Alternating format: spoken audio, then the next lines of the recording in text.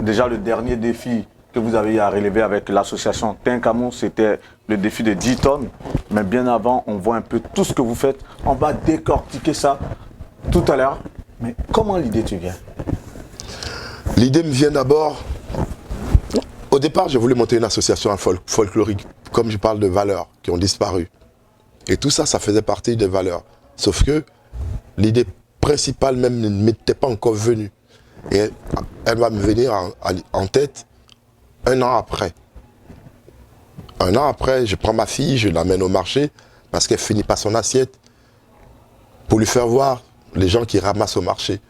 Pour lui faire voir combien de fois c'est important de finir son assiette, éviter le gaspillage.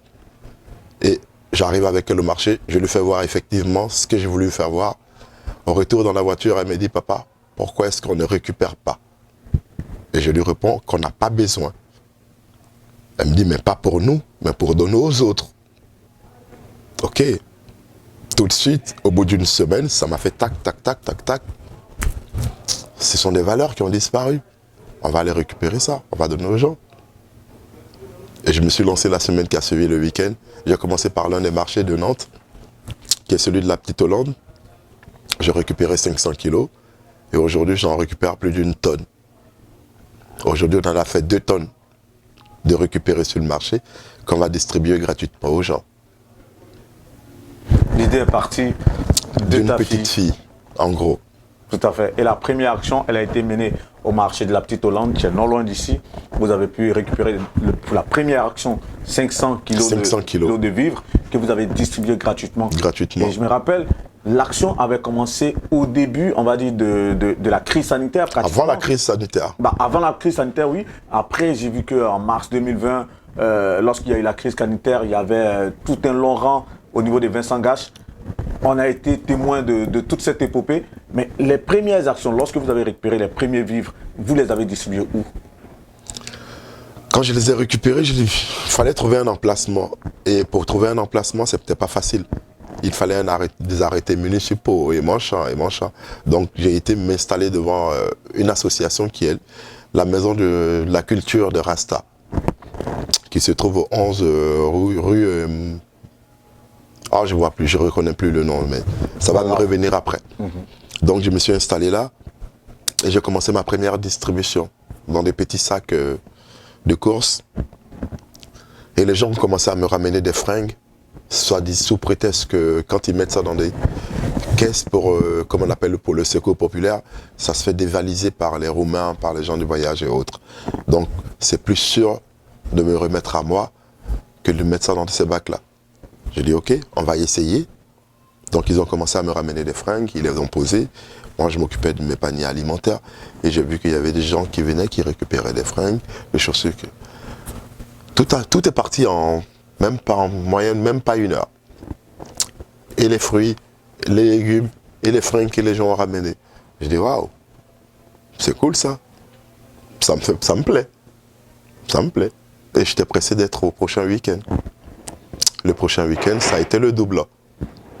Même pas le double. Bon, on a ramassé plus que 500 kilos le prochain week-end. Effectivement, tout est parti encore. Je dis, waouh, il y a des gens dans le besoin. Donc, on va essayer de le travailler un peu, ce truc-là. On va essayer de mélanger les classes sociales. Que tu travailles, que tu ne travailles pas. Que tu aies un salaire, que tu n'aies pas de salaire. Donc, on va essayer de se démarquer un peu de ce que feront les autres. Et c'est comme ça que je me suis lancé là-dedans.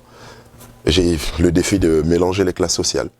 Aujourd'hui, Dieu merci, j'y arrivé. J'arrive vraiment, j'ai pu mélanger les classes sociales. Les gens qui travaillent, les gens qui ne travaillent pas. En tant que président, justement, tu as entouré de pas mal de bénévoles. Aujourd'hui, vous êtes combien? Nous sommes jusqu'à 80 bénévoles. 80 bénévoles. 80 bénévoles, tout le monde est bénévole. Il n'y a pas de salariés. Là, nous sommes à l'ancien siège donc, les anciens locaux des Restos du Cœur. Tout à fait. Les anciens locaux des Restos du Cœur. Et vous êtes installé là depuis 1 an. Au début, ça n'a pas été du tout facile. Raconte-nous un peu ça. Au début, ça n'a pas été facile. Quand tu es installé sur la route, que tu te rends compte que tu distribues plus d'1 tonne tous les jours au marché, sur la place qui a été offerte par, comment on appelle, la ville. Avec l'arrêté municipal, on m'a donné un endroit où je pouvais j'avais le droit de faire de la distribution.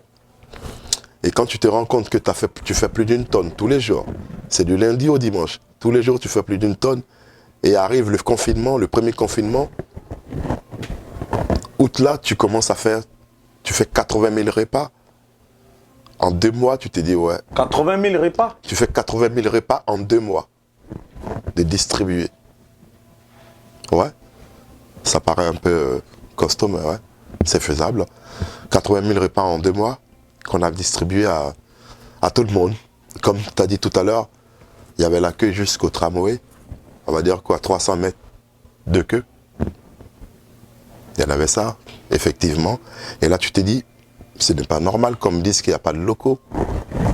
Ce n'est pas normal. Et tu commences à faire tes recherches. Tu tombes sur ça. Ça fait 1 an, c'est vide. Il n'y a personne là-dedans. Les Restos du Cœur ont eu le droit de garder leur matos, leur matériel ici. Mais ils ont rendu les clés. Ils avaient juste le droit de garder leur matériel. Si ce n'est que ça, c'est pas un problème. Donc j'appelle la mairie pour leur dire, moi j'ai trouvé un local. Je donne l'adresse. On me dit non, c'est insalubre. C'est pour ça que les Restos du Cœur sont partis. Il n'y a pas plus insalubre que ce que je faisais déjà, à faire de la distribution dehors, pendant qu'il y avait de la grêle, la pluie, dans le froid, et j'en passe. Donc il n'y a pas plus insalubre que ce que je faisais déjà. Donc j'ai décidé de rentrer dans les locaux. Je leur ai dit, moi je vais rentrer. Non, monsieur Tar, si vous rentrez, vous serez hors la loi, vous ne marcherez pas avec la ville. Qu'est-ce que la ville m'apporte? Quand je me pose les questions, qu'est-ce que j'ai à gagner avec la ville? J'ai préféré me lancer. Je suis arrivé ici un samedi à 14 h. J'ai forcé les portes, je suis rentré là-dedans. Le dimanche, j'ai appelé une amie qui travaille à Ouest France. Et je lui ai filé le message, je lui ai dit que j'occupais les lieux. Elle m'a dit, vous n'avez pas peur que si je sors ça vraiment sur Ouest France, ça vous culpabilise? Je lui ai dit non, j'ai pas peur, j'assume. Donc le lundi, au lieu d'aller au travail, j'ai posé ma journée. Je savais que j'allais avoir des coups de fil. Le téléphone, je l'ai posé. La première personne qui appelle, c'est le CCAS. Monsieur Tar, oui, monsieur Tar. Oh non, mais moi, je ne vais pas partir. Après, c'est les Restos du Cœur qui appellent. Il y a le directeur départemental des Restos du Cœur qui arrive là. Je me rappelle encore, ça reste une anecdote. Parce que l'autre, il arrive, il ne me dit même pas bonjour. Il rentre, il ne me dit même pas bonjour. Il se met à dire, qu'est-ce que vous faites ici? Vous n'êtes pas chez vous. Je dis non, d'abord, si je monte ça, c'est parce que j'ai envie de représenter des valeurs. Donc il y a une valeur encore que vous avez oubliée, monsieur, c'est quand on rentre là, on dit bonjour aux gens. Ça, c'est une autre valeur que peut-être vous avez oubliée, mais je vais vous l'apprendre, monsieur. On dit bonjour. Il dit non, j'ai pas besoin de dire bonjour, je suis chez moi. Je dis non, vous n'êtes pas chez vous. Moi, j'ai les clés. C'est vous qui allez sortir, et vous allez sortir maintenant. Et je l'ai mis dehors, ce monsieur. Finalement, il est resté sur la route, et on a commencé à converser. Et après, j'ai mon frangin qui est venu me voir, qui m'a dit non, laisse-le rentrer. Mais quand il est rentré, il s'est tenu comme il fallait, avec le respect que j'avais besoin. En gros, il faut taper un peu pour que ça marche, quoi. Donc voilà, l'histoire de comment on s'est retrouvé dans ce bâtiment. Cette histoire est tellement belle que je t'ai écouté avec beaucoup d'intérêt. Et cette installation, on va dire en griffe forcée, vous a valu quelques mois plus tard une grosse médiatisation. Est-ce que tu peux nous donner les grandes lignes? Les grandes lignes, c'est... De quoi est-ce que je peux parler? Tu sais, quand tu poses des actes, seuls les actes parlent d'eux. Les actes, c'est quoi? C'est... Je fais ce que je sais faire. Je vais récupérer, je vais les trier, je vais les remettre aux gens. Et ça va procurer du bonheur aux gens. Et rien que ça, déjà, ça va en ramener déjà de la communication sur toi. Et c'est ce qu'on a essayé de faire pendant longtemps.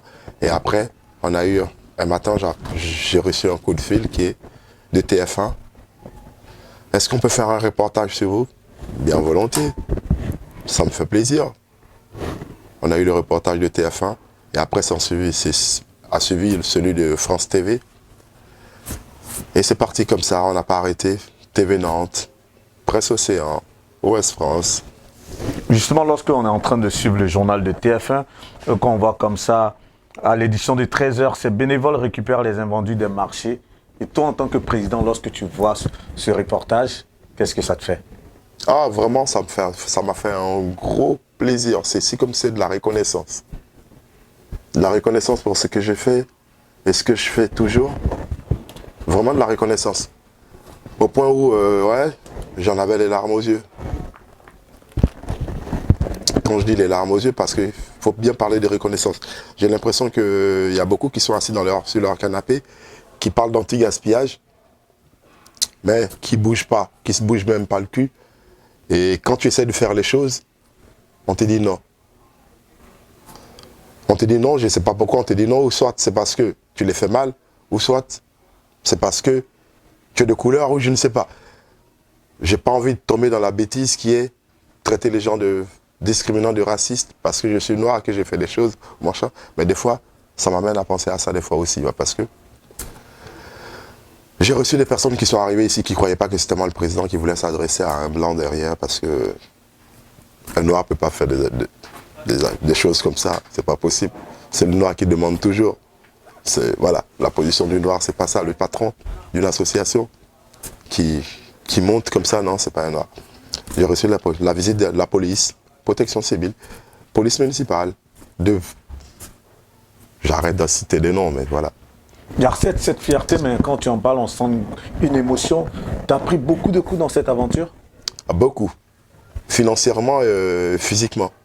Financièrement parce que la vie ne m'a pas suivi. Aussi parce que j'ai décidé d'être indépendant. Indépendant, ça veut dire que mon projet ne va pas être piloté par des personnes qui sont assises dans leur bureau. Donc, ils me donnent juste les locaux, on signe le bail, ils payent l'électricité. Moi, je gère mon projet. Mais ce ne sont pas eux de piloter mon projet. Donc, j'ai décidé d'être indépendant. À partir du moment où tu es indépendant, pour avoir une subvention, ce n'est pas facile.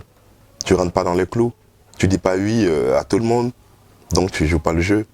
Les coups les plus marquants, avant de parler des subventions, avant de parler de vos donateurs, tout de même, ces personnes aujourd'hui qui vous soutiennent, ou même si vous allez encore récupérer les vivres, avant d'arriver à tout ça, les coups les plus marquants que tu as connus dans cette aventure qui te Les coups les plus marquants, déjà, ça venait de mes frères. Mes frères, quand je dis mes frères, c'est mes frères ivoiriens qui me connaissaient vraiment, qui me voyaient ramasser au marché, qui partaient colporter les nouvelles comme quoi. J'étais tombé, je n'avais plus rien, j'étais fauché. Je ramassais dans les poubelles au marché pour manger, tout ça. Ouais, j'en ai entendu. Ça, c'était des coups chocs, ça. Après, tu dis, bon, je m'en fous. Tu sais ce que tu fais. Pourquoi est-ce que tu devrais prendre ça pour un coup? Mais c'est choquant. Comme quoi tu as toujours la communauté ivoirienne à d'autres, tout de même. C'est comme ça. C'est comme ça. Qu'est-ce que ça fait de voir quelqu'un ramasser dans la poubelle si tu ne peux pas la ranger? Pourquoi est-ce que tu te sens obligé d'aller dire aux autres que cette personne ramasse dans les poubelles pour manger? Et encore, si c'est vrai, pourquoi tu ne l'aides pas cette personne? C'est qui le mauvais dans l'histoire? C'est pas moi le mauvais. Encore, moi, je sais ce que je faisais. Moi, je ramassais dans les poubelles, pas parce que j'avais faim. Et même si je mange parce que j'ai faim, oui, je ne suis pas allé voler. Je ramasse dans les poubelles du marché. C'est quoi tes rapports aujourd'hui avec cette communauté-là, justement? Les rapports aujourd'hui, tu sais, moi, voilà, je pardonne beaucoup, j'oublie beaucoup. Et puis, c'est même pas... En dehors de ça, c'est... Je me dis qu'ils ont compris finalement, parce qu'il y a toute la communauté qui revient aujourd'hui, donc ça me fait plaisir de lier des liens, de relier tout ça avec ma famille. Et ce que j'ai fait, je défends un peu toute l'Afrique en gros, de dire que nous ne sommes pas que des gens qui demandent, on sait aussi donner aux autres. Donc quelque part, ça me fait plaisir. Il faut toujours pardonner, il ne faut même pas t'occuper de ce qui est passé. C'était de la méchanceté gratuite. Vu qu'on parle de dons, c'est qui tes donateurs aujourd'hui? J'ai commencé par glaner le marché et aujourd'hui je glane tous les marchés. Pour ne pas vous donner de chiffres, voilà, c'est en 6 mois, pour un seul marché, on a fait quoi? 25 tonnes en 6 mois. 18 tonnes de, comment on appelle, gaz à effet de serre et 7 tonnes de déchets. On va dire quoi? 100 tonnes de produits consommés. 76 000 € de bananes distribuées en 6 mois. Et tous ces vivres, tu les récupères que sur les marchés de Nantes où il y a des... On travaille avec des... Ou bien il y a des supermarchés aujourd'hui. Est-ce qu'il y a des groupes qui viennent aujourd'hui te faire des dons en termes de vivres? Maintenant, comme ça grandit, on travaille avec pas mal de partenaires. Nous travaillons avec pas mal de partenaires dans Pomona, qui est une chaîne de distribution, un grand groupe. Ne te gêne pas, hein, tu peux les citer. Voilà. Hein. Pomona, qui est un grand groupe qui lui regorge encore de plusieurs chaînes, dont Passion Froid, Terre Azur, et puis Saveur, et puis j'en passe. Après, on travaille avec Fruits d'Or, qui est une entreprise qui fait que des bananes. Donc, on travaille avec ceux-là. On travaille avec Pomocash. On travaille avec Bondici. On travaille aussi, on a signé un contrat, ça fait 6 mois avec le CHU. Le CHU de Nantes qui nous donne tous les plats cuisinés, tous les restes des plats cuisinés qui n'ont pas été consommés, qui sont à date courte ou qui vont finir dans 2-3 jours, périmés dans 2-3 jours. Donc on récupère plus de 500 à 1000 plats avec le CHU. Pardon. On travaille aussi avec, comme on appelle, Métro. Beaucoup de partenaires. Beaucoup de partenaires. Et les subventions dans tout ça. Est-ce que vous bénéficiez aujourd'hui de subventions? On ne bénéficie pas encore des subventions parce que je me dis ça va venir. Ça va venir, pourquoi? Parce que le temps de comprendre ce que nous sommes en train de faire, je pense que ouais, le moment est arrivé. Avec le défi d'Eton, par exemple, qui était un moment de sensibilisation, on a relevé vraiment le défi, qui était de sensibiliser les gens. Aujourd'hui, les partenaires commencent à venir vers nous, les sponsors, pareil, commencent à venir vers nous. Et tout ça, ce sont des choses qui marchent, qui nous arrangent. On est très heureux pour toi, cette belle expérience. Est-ce que très souvent tu penses à la Côte d'Ivoire? Mon pays reste mon pays. On ne monte pas son pays de la main gauche, comme on dit. Quand je dis est-ce que tu penses à la Côte d'Ivoire, est-ce que je te dis de rééditer ou bien de pouvoir faire ça en Côte d'Ivoire? C'est ça justement. J'ai un projet qui est de monter ça en Côte d'Ivoire. Comme je me suis déjà renseigné, ça ne peut pas se monter sous forme d'association, mais sous forme de ONG. Ok, je vais le monter en ONG, mais mon vrai projet, ce serait de mettre les écoles en contact par le biais de la visio. Une école ici suit les cours de ceux qui sont à l'école là-bas. L'école là-bas suit les cours et il y a un échange par le biais de la visio. Ça, c'est le projet que j'ai travaillé et que je suis en train de demander à mettre en place là-bas. Avec tout l'écho médiatique que tu as connu avant cette interview, c'est vrai qu'on a eu aussi à faire des articles sur le site actupeople.net. Est-ce qu'il y a eu des Ivoiriens ou des autorités ivoiriennes qui t'ont déjà approché pour dire à M. Taha-Alain, on a vu ce que vous faites en France, à Nantes précisément. Est-ce que ça vous dit de venir pérenniser cet exemple-là ou bien cette chose-là ici en Côte d'Ivoire? Est-ce que tu as déjà reçu des... Non, pour l'instant, non, je n'ai pas reçu. Je n'ai pas eu de coup de fil, je n'ai pas ni de courrier, ni de courriel. Non, zéro. J'ai reçu personne encore. Mais ça serait un plaisir de recevoir. D'en recevoir un courrier ou un coup de fil me demandant de venir monter ça en Côte d'Ivoire, carrément, ouais. L'anti-gaspillage en Côte d'Ivoire par le biais de la gratuité. Justement, quand je vois chez moi quelqu'un qui vole un oignon, s'est fait battre, sachant que ça se perd. Il y a un problème. Lorsqu'on est ivoirien, comme toi, qu'on a grandi dans des conditions assez difficiles, et qu'aujourd'hui on se retrouve en France avec une association qui permet de lutter contre l'anti-gaspillage et qui permet à des familles de se nourrir, est-ce que quelque part, alors que l'Afrique est un continent très très pauvre, et que les besoins sont beaucoup plus éloquents qu'en France, est-ce que quelque part tu n'as pas l'impression que tu rames un peu dans le sens contraire quelque part? Non, je n'ai pas l'impression de ramer dans le sens contraire parce que, dis pas que l'Afrique est pauvre. Le petit Africain est un peu pauvre, Mais l'Africain en lui-même, tu sais de qui je veux parler, n'est pas pauvre. Quand tu regardes les parcs automobiles, l'Africain n'est pas pauvre. Ne nous cachons pas derrière cette pauvreté. S'il y a des choses à faire réellement en Afrique, qu'on les fasse. Mais ne nous cachons pas derrière la pauvreté de l'Afrique. On ne sommes pas pauvres. Pauvres en quoi? Tu viens de quelle ville de l'ouest de la Côte d'Ivoire? Moi, je viens de Mans. De Mans. Précisément dans le petit de village à Mans, est-ce que tu ne penses pas qu'on a du mal à manger à Mans plutôt qu'ici à Nantes? On n'a pas du mal à manger. Non, je ne pense pas qu'on a du mal à manger. Non, c'est pas ça le vrai problème. On n'a pas du mal à manger. Il ne faut pas dire qu'on a du mal à manger parce qu'il y a tout. Il y a tout, mais vraiment. Je sais pas que je suis en train de raconter des conneries. Mais avant la psychologie, vous mangez 3 fois par jour? Si on a envie... Pourquoi on ne mangeait pas 3 fois par jour? Parce que les parents ne sont pas là. Il y a la sœur qui te fait à manger du riz le matin et tu attends le soir pour manger. Admettons, les parents sont là toute la journée, tu vas manger 3 fois par jour. Non? Les parents ne sont pas là. Ils vont qu'à leurs occupations. Le père, il est au travail, la mère, elle va au marché. Il y a un bol de riz, on te fait ça le matin, tu prends ton riz couché, tu le manges, tu attends le soir pour manger. Voilà. Au-delà de ces exemples, c'est pas de la pauvreté. Parlons de manière beaucoup plus étatique, beaucoup plus gouvernementale. Est-ce qu'il y a un dessin à faire entre le social en Europe et le social en Afrique?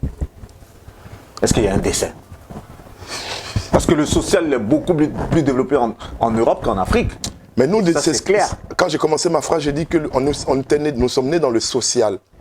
Mais pourtant, ce social, il ne se voit pas au niveau sur les populations, de par les dirigeants africains. Justement, ici, c'est une fonction. Il travaille dans le social. Il a un salaire pour travailler dans le social. Est-ce qu'il y a des gens qui ont un salaire chez nous en Côte d'Ivoire pour travailler dans le social? Non.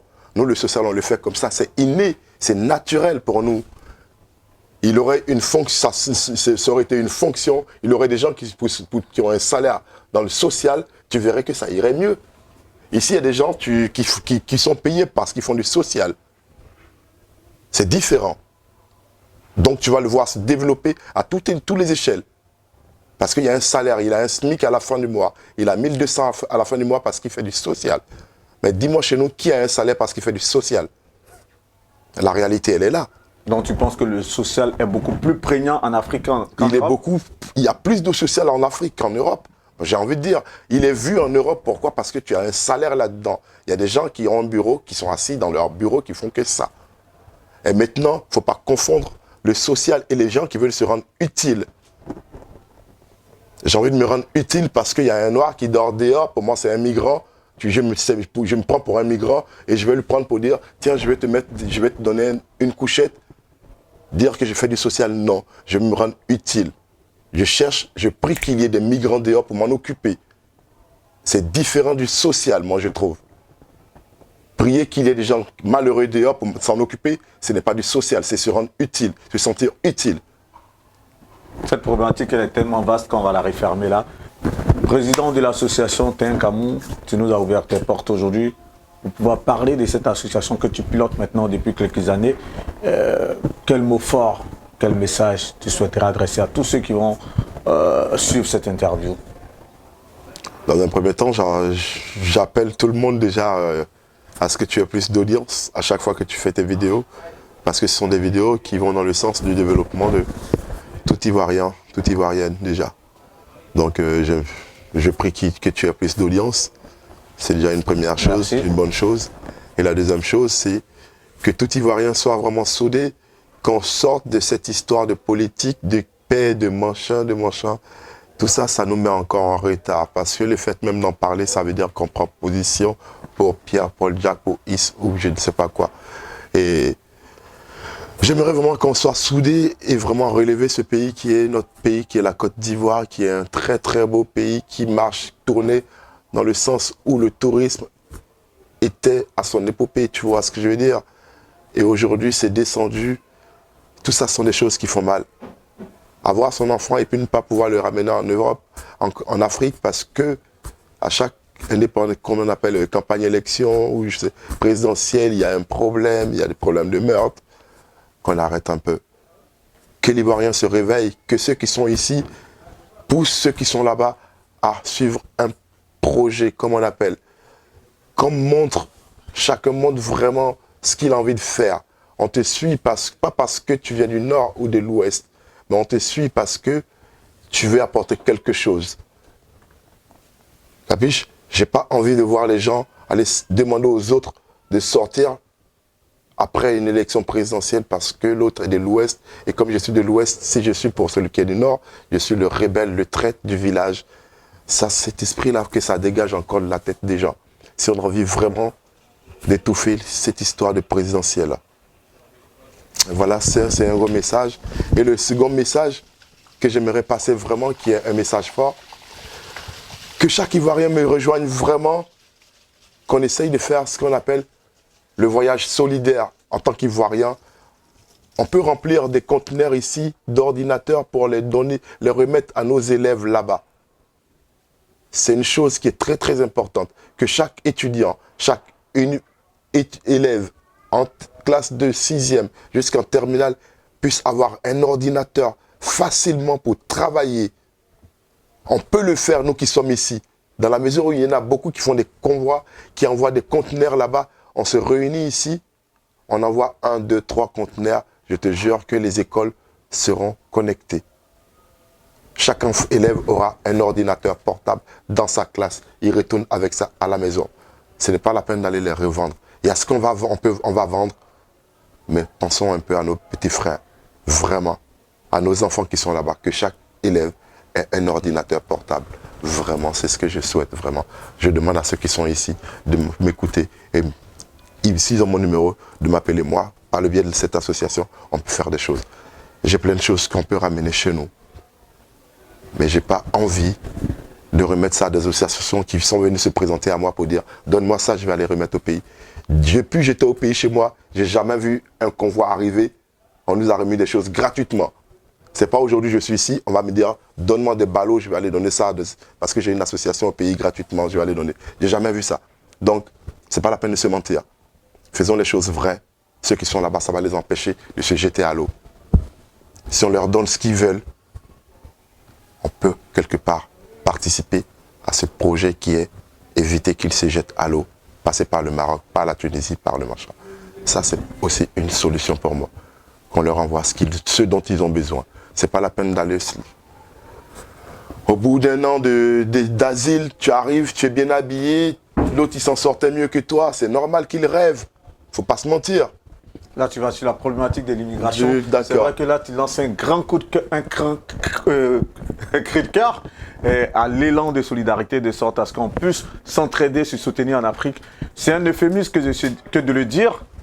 Alain est une véritable fierté aujourd'hui pour la diaspora ivoirienne. Il vit à Nantes et de par son association Nantin Camou, une association qui lutte pour l'anti-gaspillage, il aide aujourd'hui à soutenir pas mal de familles en donnant des vivres. Et chaque soir, chaque jour, du lundi au dimanche pratiquement, au siège où il nous a reçus, on voit des files, de longues files d'attente des personnes qui viennent pour avoir de quoi à nourrir leur famille. Nous, ça a été un grand plaisir en tout cas de venir à sa rencontre et de pouvoir partager avec tous ceux qui vont suivre cette interview, en tout cas sa riche expérience. On espère que au travers de lui, d'autres tas, Alain, vont rejoindre, on va dire, voilà, vont rejoindre cet élan de solidarité. En tout cas, merci pour tout. Merci Zo. Là, c'est plaisir intime. Merci Parker. Ça a été un plaisir. Merci et à toi encore plein aussi. succès à Tinkamou. Merci. Et puis que Dieu vous garde. Merci, Merci la famille. à Auton Thierry et Jean-Luc Moreau qui ont capté toutes ces images pour vous. Que Dieu vous garde. C'était Guillaume Vergès pour Actu People. À très bientôt.